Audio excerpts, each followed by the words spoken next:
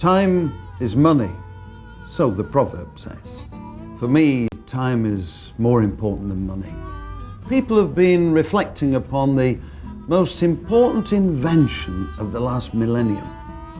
Some people would say it's the bicycle, the telephone, the radio, the television, Morse code, the internet even.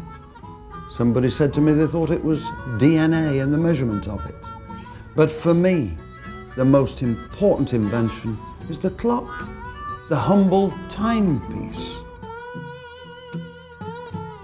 I am John McGlynn, and I have a passion for anything that's old or historical. And in this series of programs, we're going to look at all manner of old objects, things, devices.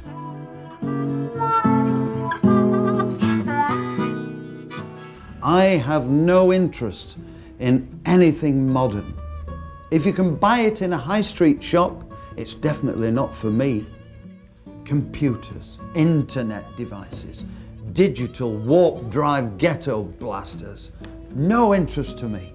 I'm more a sort of abacus and quill pen person. We're going to the Roman city of Chester on the banks of the River Dee. And we're going to meet some interesting and knowledgeable people who will talk to us this week about clocks, about clockworks, and about clockwork. The humble clockwork mechanism powers such a variety of devices. The wind-up gramophone that entertained families for decades. The kiddie's wind-up toy. Think of the metronome. All are powered by the same clockwork motor. Have you thought though why it is that when we wind up this humble clockwork motor and tension the steel, that it will power a clock for 30 days? And yet, when we wind up the kiddie's clockwork toy, it only runs for a few minutes. We're going to find out. And to set the tone for today's journey, I've got just the thing to show you outside.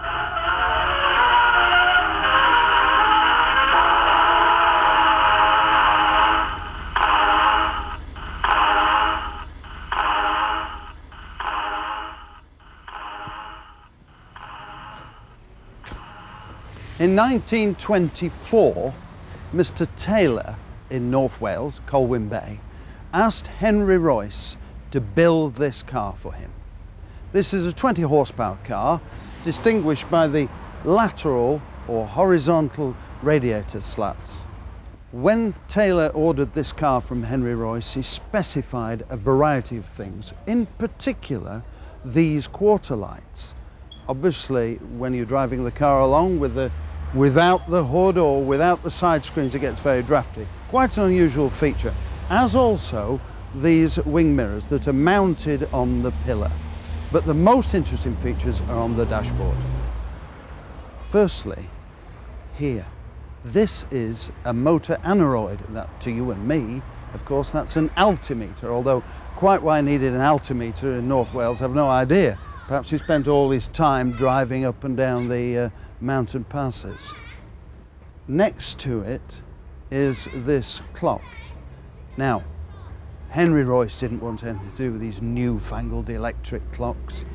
He put a hand-wind mechanical clock in Taylor's car, and it's wound up by turning the bezel around the face, and it runs for a week. Another interesting feature is the illumination to the dashboard. And can you guess why they call these lights Cooley's hat lights? No disrespect to the townspeople of Chester, but when we park this valuable car on the street or on the pub car park, we're going to remove the mascot and put on our town cap.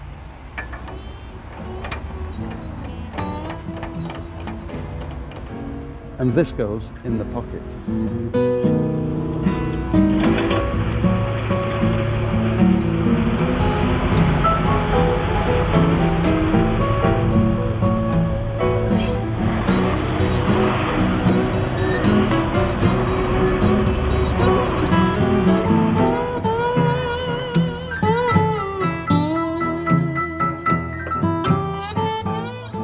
When I was a little boy, the squire in our village used to drive round in an old Rolls-Royce, and I used to stand in awe of it.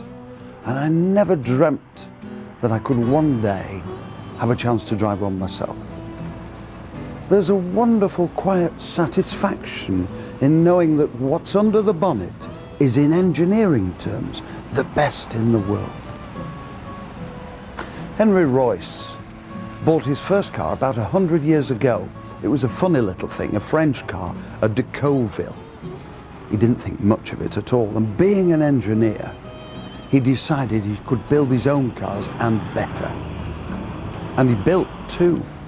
Charles Rolls was a London Mayfair car salesman, and he was dragged all the way up to Manchester to look at these cars, and he was very impressed, so much so that the two of them formed a company there and then in the Midland Hotel in Manchester in 1904.